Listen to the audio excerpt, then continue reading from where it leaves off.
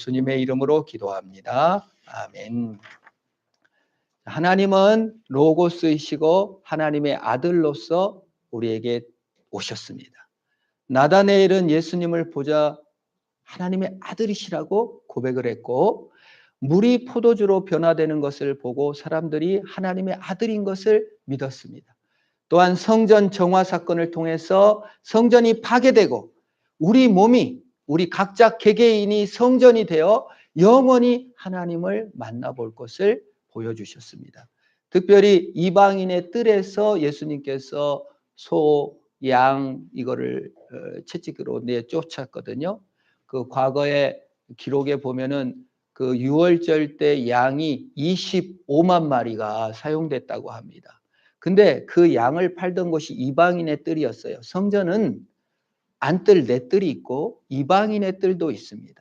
그 이방인들이 그 이방인의 뜰에서 기도하도록 돼 있는데 예수님께서 양 염소를 다 내어쫓고 만민이 기도하는 집을 도적의 소굴로 만들었다는 것은 이방인들이 기도할 처소를 너희들이 빼앗았다. 그래서 모든 이방인들도 성전 삼으실 것을 보여주신 것입니다. 요한복음에서는 그 표적을 보고 예수를 믿었다고 했습니다.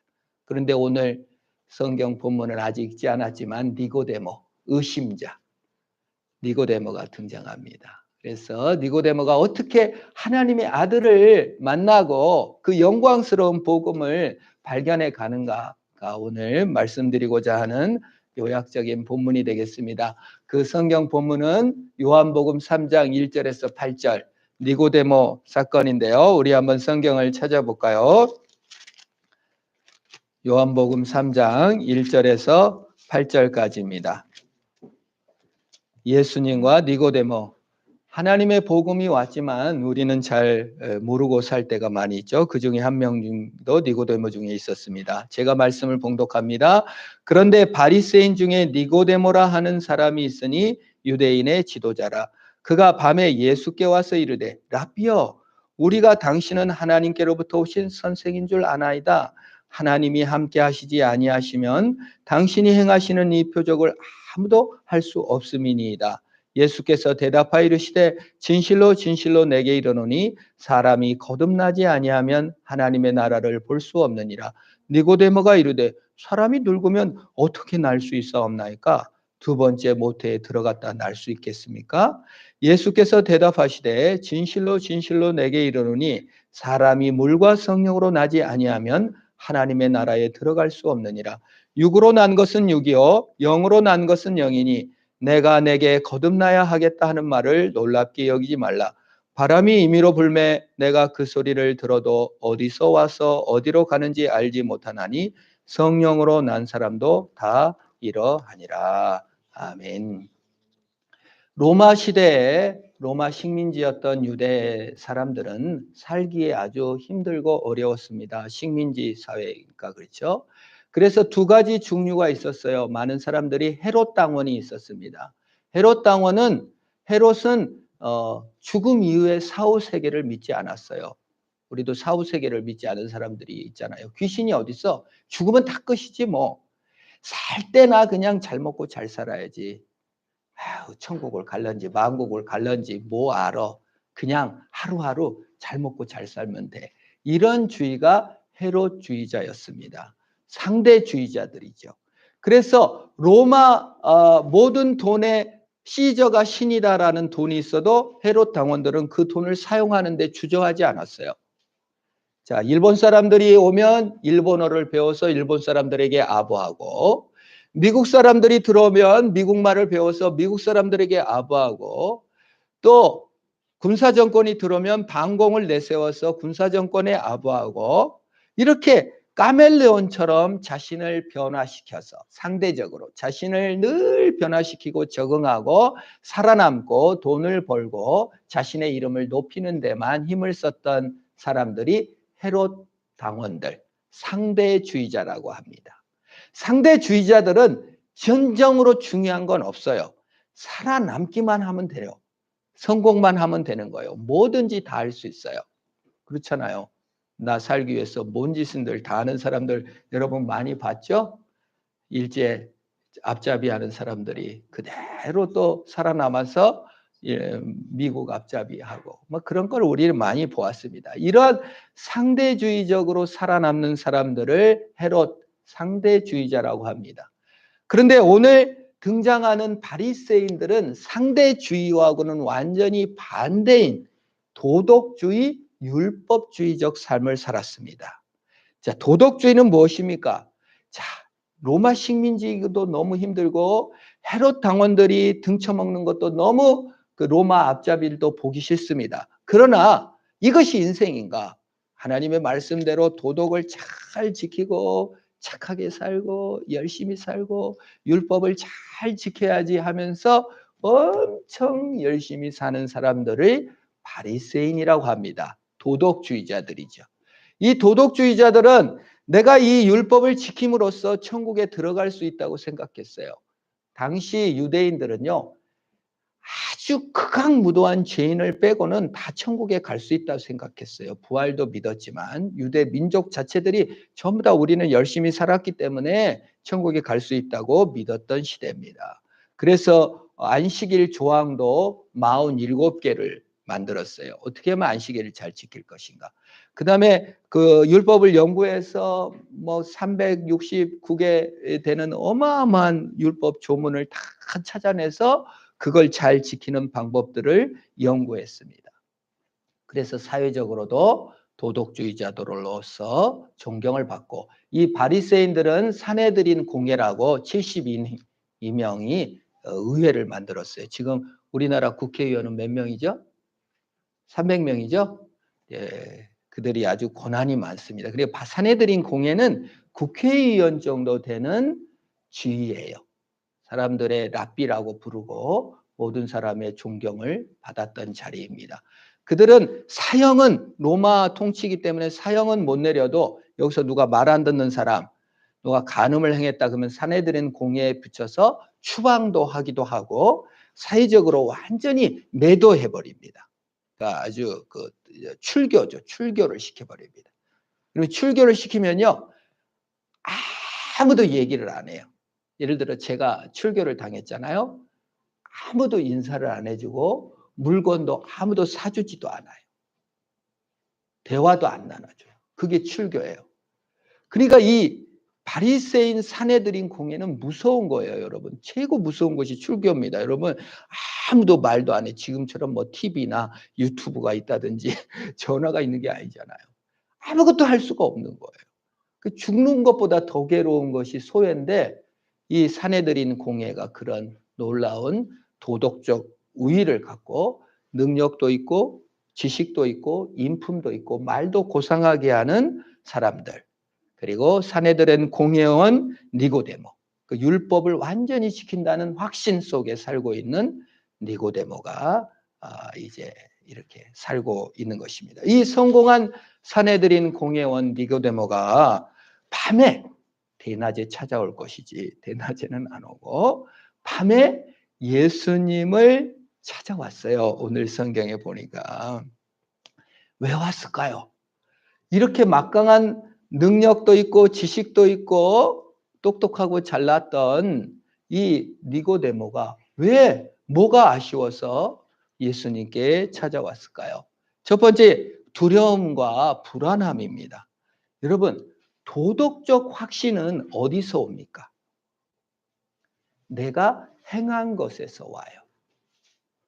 율법주의와 도덕주의는 내 하기 나름이라는 말을 제일 많이 합니다. 아이, 교회도 내 하기 나름이지. 아이, 교회도 나갔더니 헌금해야 되더만. 다 네 하기 나름이야. 우리 자식들한테 자주 말하는 말이 뭐예요? 네 하기 나름이지. 엄마는 나만 미워하고 네 하기 나름이지. 네가 얼마나 속을 썩이냐. 이런 말을 합니다. 이 엄마가 네 하기 나름이라는 말 속에는 뭐가 있습니까? 철저하게 도덕주의가 숨겨져 있고 율법주의가 숨겨져 있습니다. 이 도덕주의와 율법주의는 자기의 행위를 의지하기 때문에 불안하고 두려운 거예요. 그걸 못하면 어떡하나. 뭐 이걸 못했을 때, 실수했을 때 내 자신이 너무 초라해지는 거예요. 그러면 그걸 또 지켰을 때는요, 남들이 다 안 지킨 것으로 보여요. 그게 인간이에요. 어느 목사님과 대화를 나누는데 기도를 많이 하니까 매일 새벽 4시까지 기도하고 새벽 예배 참석하고 교회를 떠났대요. 근데 그렇게 한 석 달 100일을 그러고 살고 나니까 교회에 딱 들어왔더니 딱 2가지 종류밖에 없대요, 사람이. 기도하는 사람과 기도 안 한 사람. 기도 안 한 사람이 그렇게 밉더래요. 그래서 그 기도를 멈췄다고 합니다. 율법주의와 도덕주의의 무서움은 뭐냐면요, 그걸 안 한 사람보다 우월하게 느껴지는 거예요. 그리고 그걸 못했을 때 열등감으로 시달려요. 난 이것도 못했는데. 그래서 불안하고 늘 두려워요. 밑바탕에 기쁨이 있는 것이 아니고 항상 두려움과 불안함이에요. 이걸 했었어야 되는데. 그리고 늘 남을 판단하는 마음들이 가득 차 있는 거예요. 그래서 니고데모가 예수님께 온 거예요. 사실. 불안하니까요. 자신의 구원이 확신이 없어요. 둘째, 표적을 봤다고 그랬습니다. 니고데모는 예수님께 뭐라고 합니까? 예수님께서 행하신 표적은 하나님께로 나지 않으면 할 수 없는 표적입니다. 그리고 1 써놓고 밑에 이적 이렇게 돼 있어요. 표적은 예수를 상징하는 것이고요. 이적은 뭐 이렇게 기적들을 말하는 것이죠. 물이 포도주로 변한 것, 성전이 깨끗해짐을 통해서 모든 이방인들이 성전이 되어 예수를 알게 될 것을 보고 온전히 믿은 게 아니라 가짜 믿음이었어요. 니고데모는 그냥 이적들, 이거 성경에 말한 거 외에도 많은 뭐 병자가 고쳐진다든지 귀신이 쫓겨나간다든지 이런 거를 보고 그냥 찾아온 겁니다. 다 이해를 못했죠. 제자들도 예수님의 표적이 이해를 못했다고 그랬어요. 부활 이후에 이해했다고 요한복음이 증언하고 있는 것입니다. 그래서 예수님의 표적을 보고 신기한 마음, 뭔가 좀 틀린 것 같다고 찾아왔습니다. 세 번째, 니고데모는 예수님을 랍비어라고 불러서, 랍비는 선생님이라는 거예요. 선생님한테 왜 가죠? 초등학교 왜 갑니까? 배우러 갑니다. 교훈을 얻고자 해서 온 거예요. 나다넬은 하나님의 아들이라고 고백했습니다. 하나님이라고 고백했지만 오늘 니고데모는 랍비어, 당신은 선생이십니다. 선생에게 배우겠습니다. 교훈과 충고를 듣겠습니다. 여러분, 교훈과 충고를 듣고 행하면 그게 유익하지만 안 행하면 어떻게 됩니까? 하나도 내 것이 안 돼요. 그래서 교훈과 충고를 많이 들을수록, 많이 배울수록 피곤하고 허무함이 더해지는 거예요. 지식을 더하면, 솔로몬이 뭐라 그랬어요? 지식이 더하면 피곤함이 더하다. 그래서 제가 어제 누구한테 전화를 해서 아주 1시간 걷고 왔습니다. 운동하면 좋은 것을 아는데 이것이 실천이 안 되니까, 운동하면서 좋은 것을 차라리 몰랐으면 좋았을 것을, 너무 더 피곤하다는 거예요. 아는 것이 힘든 것입니다. 전부 다 내 손 안에 있잖아요. 교훈과 충고의 문제가 그것이죠. 교훈과 충고를 들으러 왔는데 니고데모는 자기가 할 수 있다고 생각한 거예요. 이 충고를 어떻게 하면 내가 구원을 얻을까요? 이렇게 하면 내가 구원을 얻겠죠? 십계명도 지키고 부모도 섬기고 잘했습니다. 그래, 그렇게 이제 생각하고 뭔가 충고를 듣기 위해서 불안한 마음으로 예수님께 왔습니다. 근데 예수님께서는 니고데모야 잘 왔다. 아유 국회의원님, 사내들인 공회의원님, 뭐 누추한 저까지 오셨습니까? 이런 말 전혀 하지 않았어요. 하나님의 권위로서 예수님이 하신 말씀은 이렇습니다. 진실로 진실로 내게 이르노니 사람이 거듭나지 아니하면 하나님의 나라를 볼 수 없느니라. 니고데모는, 유대인들은 그 당시에 누구나 다 상식적으로 그냥 특별한 살인죄나 간음죄를 짓지 않으면 천국에 간다라고 생각하는 믿음이 있었는데, 예수님께서는 니고데모에게 너는 지옥 갈 운명이야. 거듭나지 아니하면 지옥 가. 이렇게 선언한 것입니다. 니고데모는 깜짝 놀랐을 거예요. 도덕주의자요, 존경받는 공회원이었던 니고데모가 나는 충고 정도나 바라고 교회에 왔는데 당신 회개치 않으면 지옥 갑니다라는 것이죠. 변화도 없고 새로워지지 않으면 너는 지옥에 갈 수밖에 없는 영혼이다라고 말을 한 것입니다. 여기서 거듭나라는 것은 두 가지 의미가 있어요. 거듭나다라는 것은 위로부터 나다라는 의미가 있어요. 게난, 원어적으로 게난인데, 그 다음에 다시 나다라는 두 가지 의미가 있습니다. 그러니까 위로부터 나거나 다시 나야 천국에 들어가고 하나님 나라를 들어갈 수 있다라고 얘기하는 것입니다. 그러나 니고데모의 상식으로서는 위로부터 나다라는 말을 이해를 못했어요. 그래서 뭐라고 대답합니까? 사람이 늙으면 어떻게 날 수 있습니까? 두 번째 모태에 들어갔다가 나와야 됩니까? 날 수 있습니까? 라고 질문해요. 여기서 이 거듭나다라는 말은 위로부터 나다라는 뜻인데, 위로부터 나다라는 것은 두 가지 의미가 있습니다. 새롭게 된다는 것과 변화된다는 의미예요. 그래서 예수님께서 똑같은 문장을 다시 말합니다. 진실로 진실로 내게 이르노니 사람이 거듭나지 않으면을 뭐로 바꿨죠? 물과 성령으로 다시 나지 아니하면 하나님의 나라를 들어갈 수 없다고 했습니다. 거듭나다라는 부분이 물과 성령으로 나다라고 바꿔서 다시 표현해 주셨어요. 위로부터 물과 성령으로 위로부터 나지 아니하면 구원이 없습니다, 여러분. 새롭게 되지 않고 변화되지 않으면 여러분들은 천국을 못 갑니다. 니고데모와 똑같은 거예요. 여기서 물과 성령이라는 것은 함께 엮어서 하나님으로부터 위로부터 나다라는 것을 받는 것이에요. 물은 세례를 뜻하는 것이 아니고 새롭게 된다. 성령은 변화를 상징하는 것입니다. 씻듯이, 물로 씻듯이 새롭게 되는 것이고, 영으로서 하나님과 연합되어 하나님으로부터 나야 구원을 받는 것이지, 네가 충고나 하고 또 도덕적으로 완성된 삶으로서 구원을 얻는 것은 전부 다 가짜다. 그건 불안과 두려움을 가중할 뿐이다라고 얘기하고 있는 것입니다. 특별히 예수님께서 물이나 성령을 사용한 것은 구약 성경에 물이 많이 사용됐고 성령이 많이 사용되었습니다.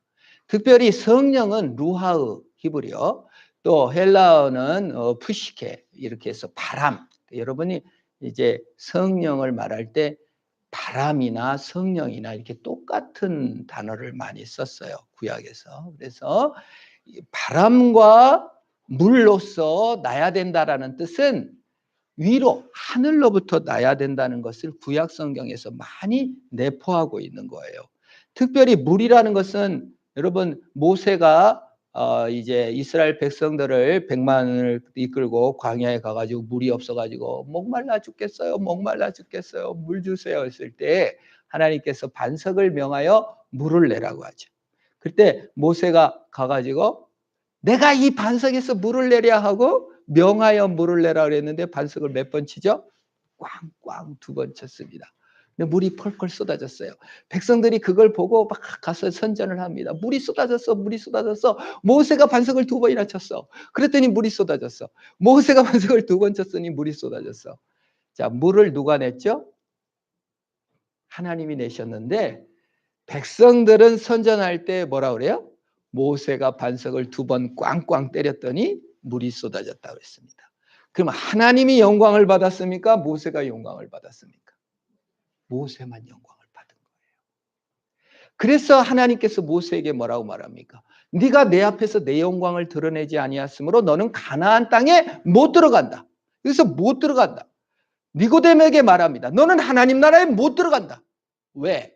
네 영광만 계속 취했으므로 너는 못 들어간다. 그 말이에요. 물로 위로부터 주시는 물이 아니고는 천국에 갈 수 없다는 거예요. 그걸 강조하고 있는 것입니다. 나만 장군도 물이 나오죠. 나만 장군은 돈과 뇌물을 갖고 와서 선지자를 구워 삶아서 하나님을 구워 삶아서 치료받으려고 했습니다. 그런데 선지자 엘리사는 뭐라고 합니까? 물에 가서 씻어라. 자존심 상해가지고 내가 내 멋대로 와갖고 이렇게 다 해줘야지. 그러나 자존심 다 내려놓고 요단강 물에 가서 7번 씻었을 때 몸이 깨끗해지고 새로워진 것을 말하는 것입니다.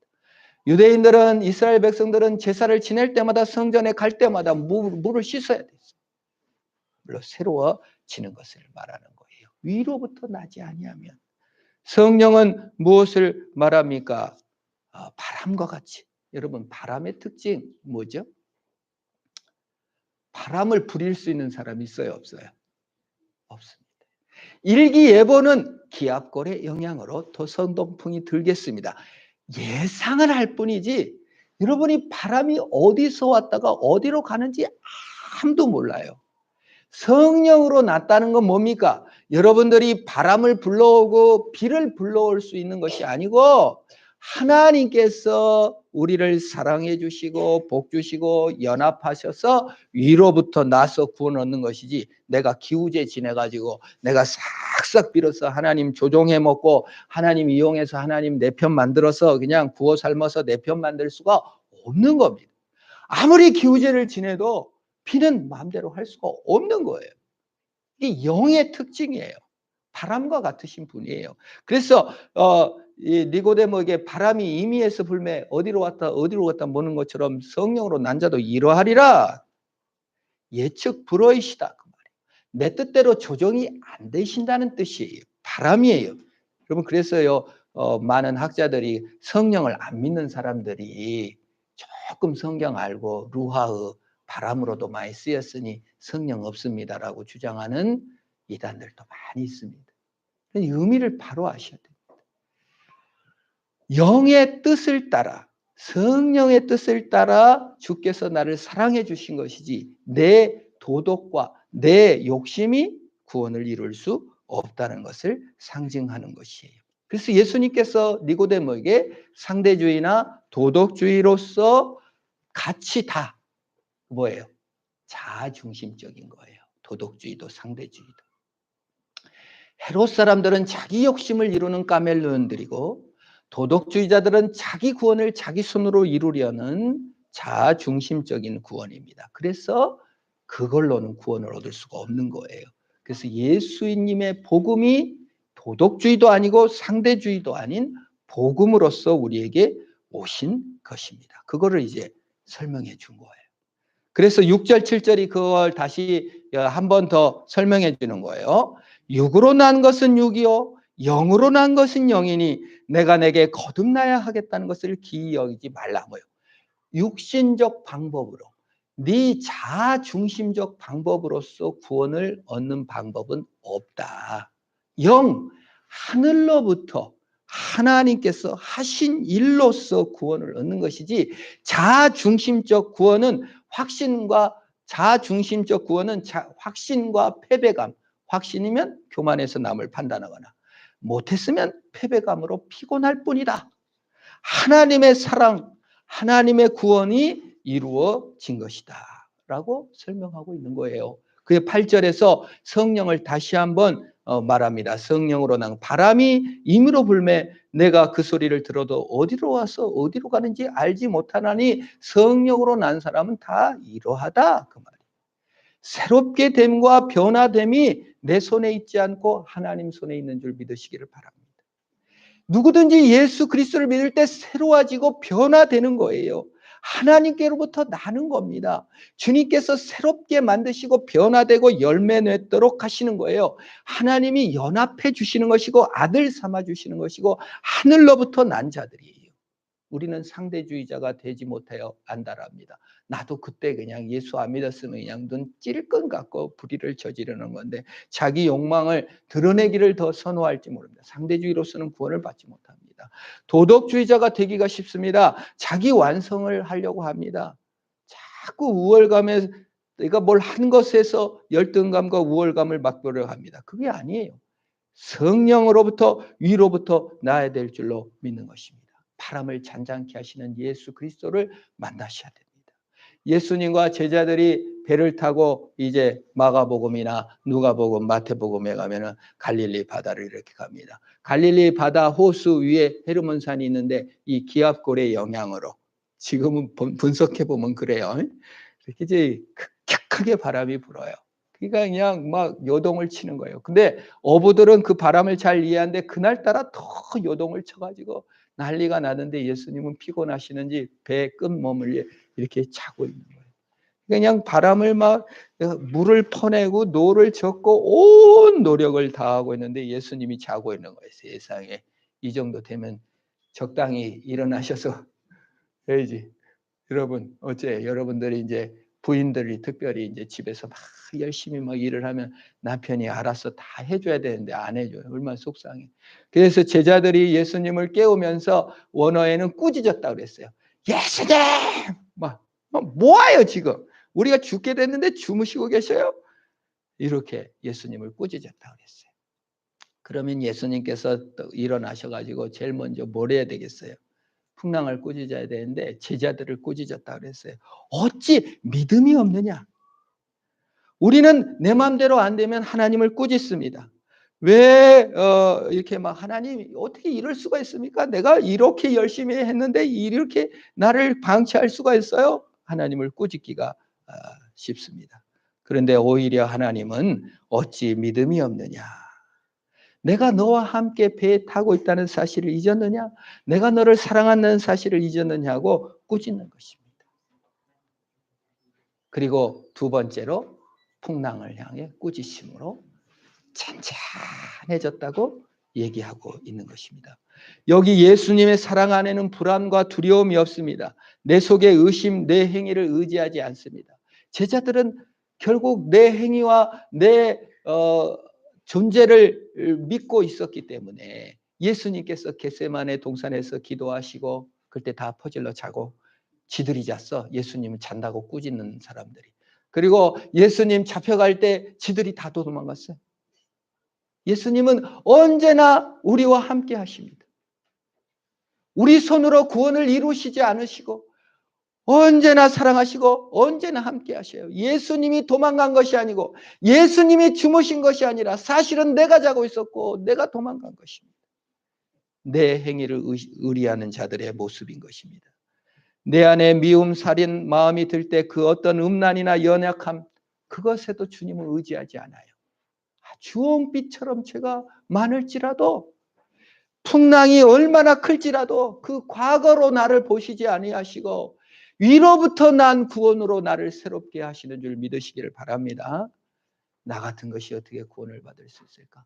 내가 과거에 뭔 짓을 했는데 내가 이런 것 더 이상 의지하지 말라는 거예요. 그건 거듭남이 아니에요.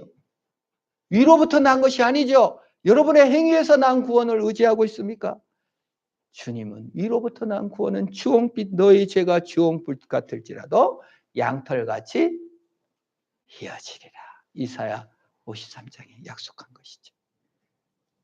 모든 불안을 잠재우시고 영존하신 하나님, 바람과 모든 풍랑을 통제하시는 하나님께서 내 생에 오셔서 모든 바람과 불안과 연약을 다 통제하시고 죄까지도 다 통제하시는 하나님이신 줄 믿으시기를 축원합니다.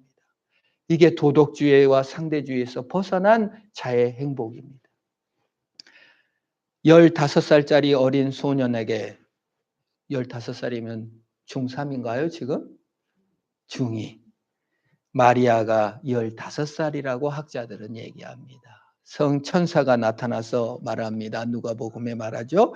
은혜를 받은 자여 평안할지어다. 주께서 너와 함께 하시도다. 네가 수태하여 아들을 낳으리니 그 이름을 예수라 하라. 15살인데 중2인데 아기를 낳는다고 하니까 약혼은 해놨지만은 결혼은 아직 안 했는데 마리아가 그때 대답합니다. 나는 사내를 알지 못하는데 어떻게 아기를 낳을 수가 있겠습니까? 상식적으로 내 지식으로서는 내 능력으로서는 도저히 이해할 수 없는 말이에요. 근데 누가복음 1장 35절에 성령이 내게 임하시고 여기 루하의 퓨니와 성령이 내게 임하시고 지극히 높으신 이의 능력이 너를 덮으시리니 이러므로 나아실 바 거룩한 자는 하나님의 아들이라 일컬으리라. 여러분, 우리도 마리아와 똑같은 처지입니다. 우리가 어떻게 하나님의 자녀가 되고, 우리가 어떻게 하나님의 양자가 되고, 어떻게 하나님과 연합한 자가 되고, 이 모든 고통과 아픔과 죄악과 과거와 슬픔과 현실을 어떻게 우리가 극복해 나갈 수 있는가? 지극히 큰 성령, 위로부터 난 물과 성령이 우리에게 임하셔서 하나님의 능력이 우리를 덮어주는 것입니다. 이것이 하나님을 아는 경험이에요. 실존의 경험입니다. 성령이 임하셔서 그 능력으로 우리를 덮어주시는 것입니다. 예수의 능력을 받은 자는 예수의 모친이며 예수님의 형제입니다. 주님께서 말씀하셨어요. 누가 내 모친이며 내 형제냐? 하나님의 뜻대로 난 자들이 내 모친이라고 하신 것입니다. 위대한 거듭남의 비밀입니다. 마리아는 이 말을 듣고 누가복음 1장 38절에 주의 계집종이 오니 말씀대로 내게 이루어지이다. 주의 빈천한 자연이 말씀대로 내게 이루어지이다. 위로부터 나는 하나님의 능력이 우리 속에 임하신 것입니다.